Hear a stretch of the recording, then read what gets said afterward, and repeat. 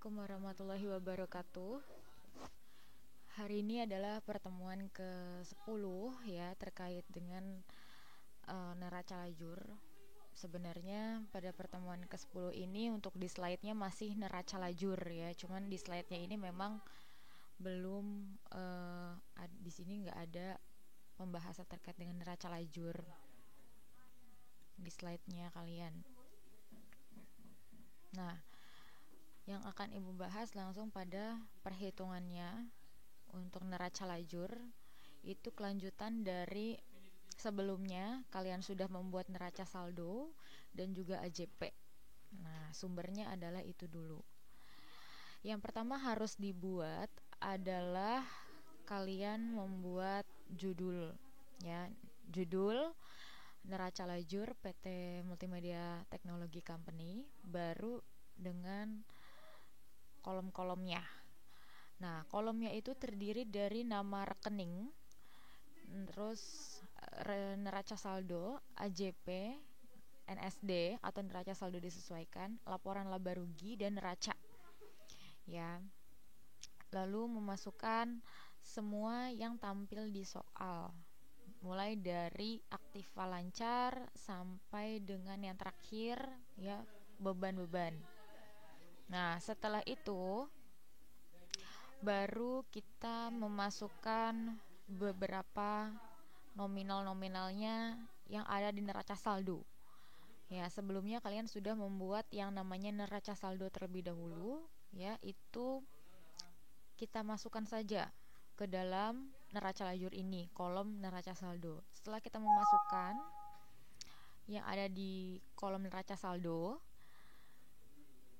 sama seperti sebelumnya kita totalkan ya, antara debit sama kredit, balance. Nah, kita totalkan ke bawah. Setelah itu baru memasukkan AJP-nya. Karena kalian sudah membuat AJP, tinggal kita salin ulang saja AJP yang sudah ada gitu. AJP yang sudah ada kita salin, kita masukkan kemari. Kemudian ketika AJP dan neraca saldo ini sudah, kita membuat neraca saldo disesuaikan. Jika yang ada di neraca saldo ini ada di debit ya, kemudian di AJP tidak ada, maka hanya menyalin ulang saja, memindahkan dari neraca saldonya. Namun kalau ada di neraca saldo gitu ya, kemudian ada lagi di AJP, nah seperti ini. Jika yang bertemu adalah sama-sama ada di kredit, maka harus dijumlahkan. Dijumlahkan taruh di kredit. Namun, kalau misalkan yang ada di debit, neraca saldo, kemudian tiba-tiba ada lagi debit dan ada di kredit, berarti harus ditambah debit sama debit, terus baru dikurangin kredit.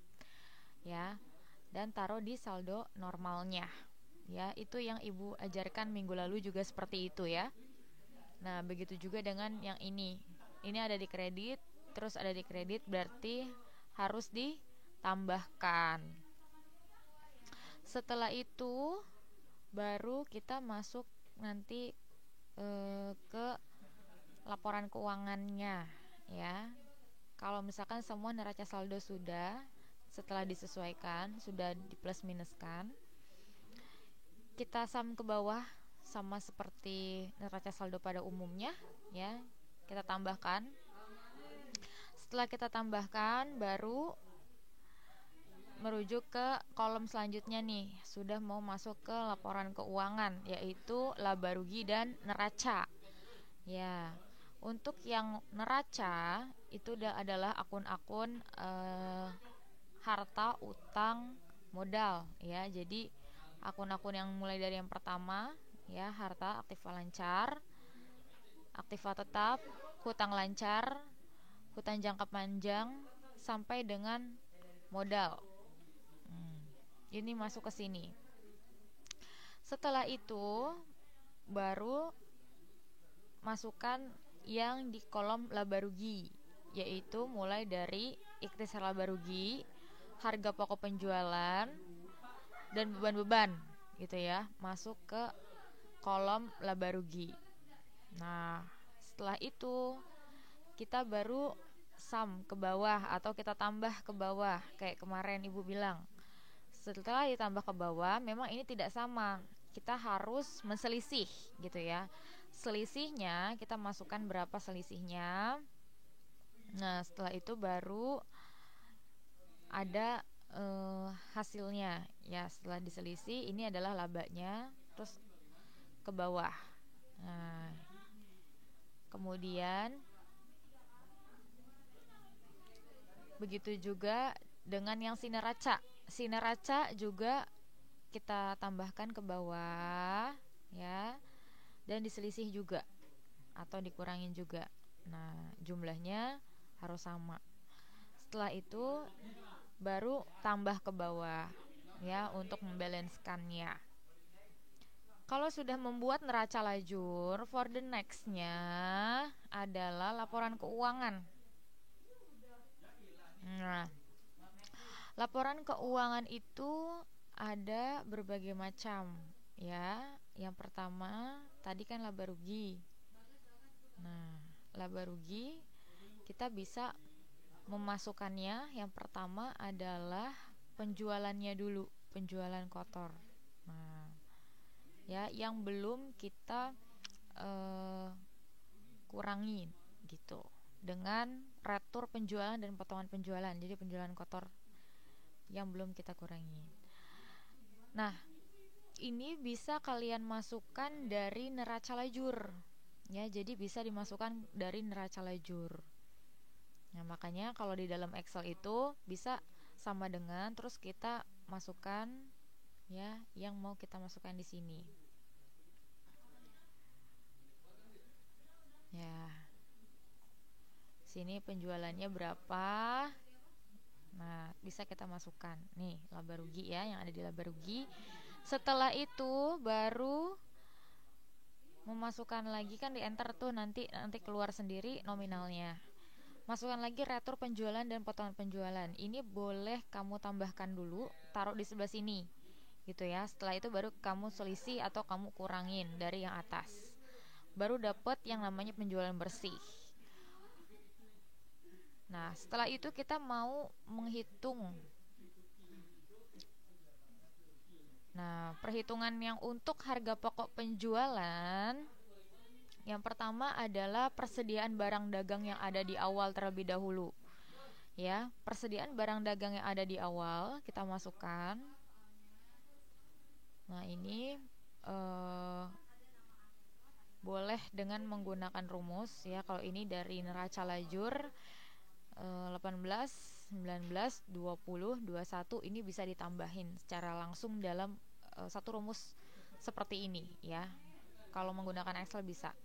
Nah, bersumber dari neraca lajur juga, persediaan barang dagang yang ada di awal. Karena persediaan barang dagang kita itu ada beberapa ya. Jadi kita bisa tambahin dulu.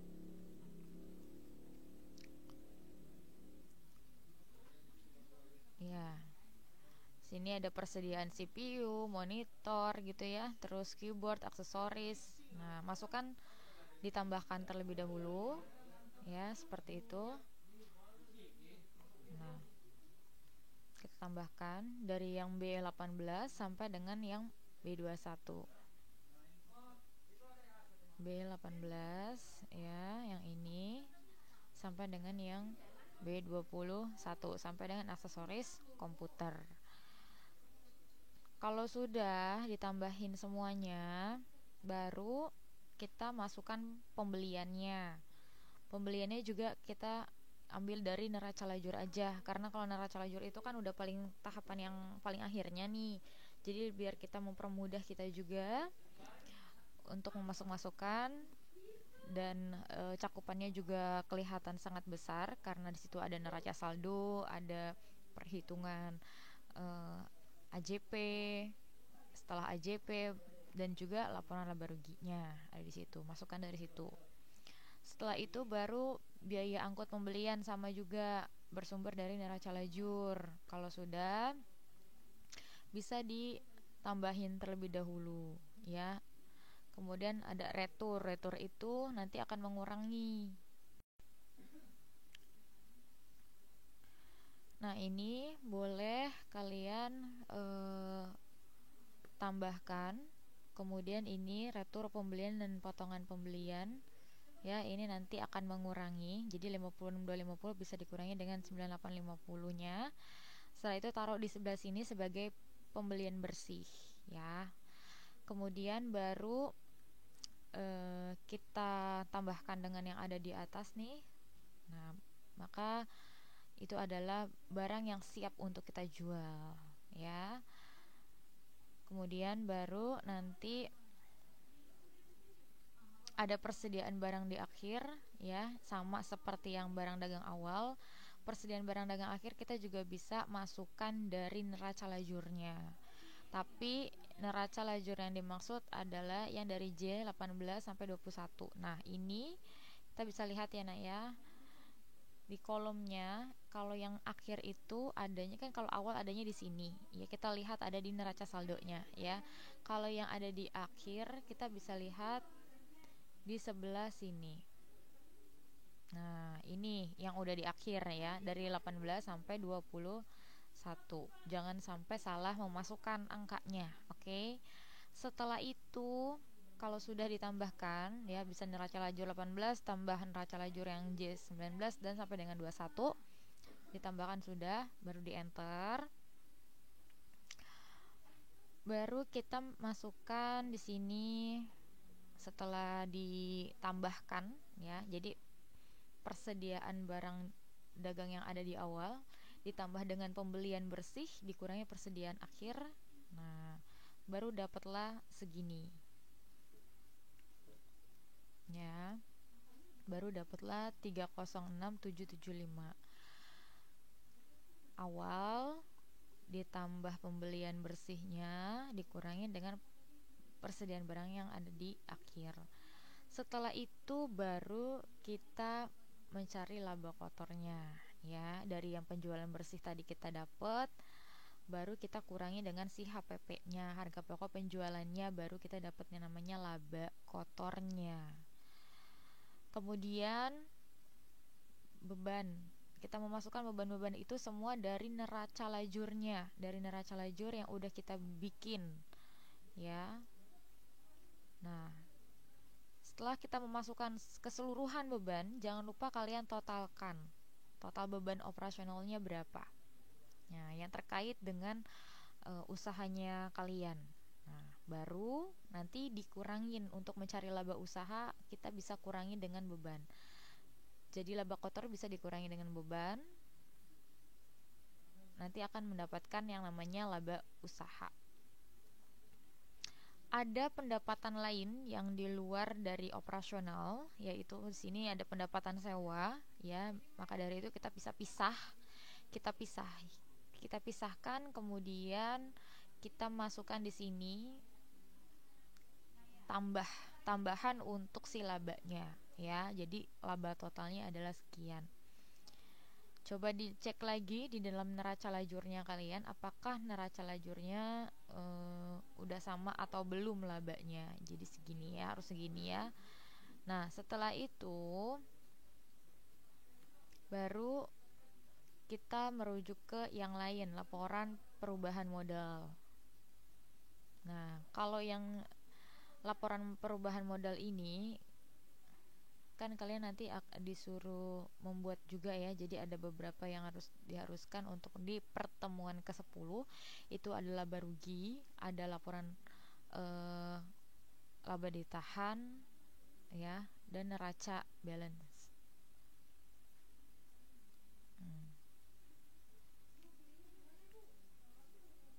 Nah, ini yang laba ditahan. Oke, untuk yang laba ditahan dulu ya. Untuk laba ditahan, kita bisa masukkan juga dari neraca lajur. Pertama, kita bisa masukkan laba ditahan yang ada di awal, yang udah ada di neraca lajur ya, yang K42. Nah, ini kan ada laba ditahan ya di neraca lajur kalian udah bawaan. Ini kita masukkan. Nah, ini masukkan. Setelah itu bisa kita masukkan laba bersih yang tadi udah kita masukin ya, laba bersih yang udah kita masukin. baru nanti kita mendapatkan laba ditahan akhir, kita tambahin gitu, baru nanti dapat yang namanya laporan laba ditahan akhir. Nah, kalau sudah buat neraca, jadi kalau misalkan tadi nominal labanya salah, berarti otomatis laba ditahannya salah ya Nak ya, gitu. Kemudian selanjutnya neraca. Kalau neraca ini kita bisa bersumber juga sama dari neraca lajur yang terakhir.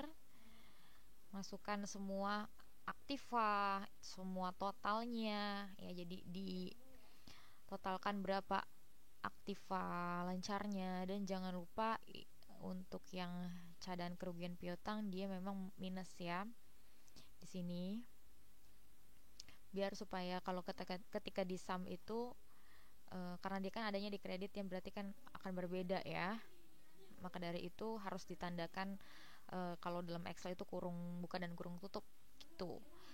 Lalu bisa kita tahu total aktiva lancarnya semuanya, masukkan juga, ini bisa di copy paste ya, masukkan juga aktiva tetap, tanah, gedung. Kalau ada penyusutan berarti mengurangi ya, sama seperti yang tadi harus di menggunakan kurung buka dan kurung tutup. Begitu juga penyusutan kendaraan juga demikian, penyusutan peralatan kantor juga demikian. Setelah itu baru di total aktiva tetapnya ke bawah. Nanti kalau sudah baru kita tambahkan aktiva lancar sama aktiva tetap, ditambahin semuanya gitu. Setelah itu semua hutang juga demikian, hutang dimasukkan semua nih ya, jadi dimasukkan semua, dan total hutangnya jangan lupa juga ditambahkan. Hutang jangka panjang juga demikian, yang ada semua di neraca lajur pindah ke sini semua ya. Nah, baru nanti total hutang jangan lupa antara hutang lancar dan hutang jangka panjangnya kita tambahin. Baru modal, masuk ke modal. Ya. Nah, ini nanti untuk laba ditahannya ya bisa masukkan dari yang sebelumnya kita udah cari laba ditahan, kita masukkan ke sini gitu. Jadi ada perubahan ya. Nah, kemudian total modalnya jadi ada perubahan di sini plus si modal saham. Nah, kalau sudah baru kita totalkan semua hutang sama modalnya. Nah, jadi si total hutang dan modal ada di sebelah sini gitu. Ya, ini pertambahannya nanti ke neracanya ke bawah. Kalau ini bentuknya neracanya ke bawah multiple step. Nah, kalau sudah, kalau single step, kalau misalkan sudah ya, kita bisa cocokkan antara si harta dengan utang sama modalnya. Kalau udah balance berarti kalian udah bener gitu. Nah, itu untuk laporan keuangannya. Nah, untuk slide laporan keuangan itu adanya di pertemuan ke-11.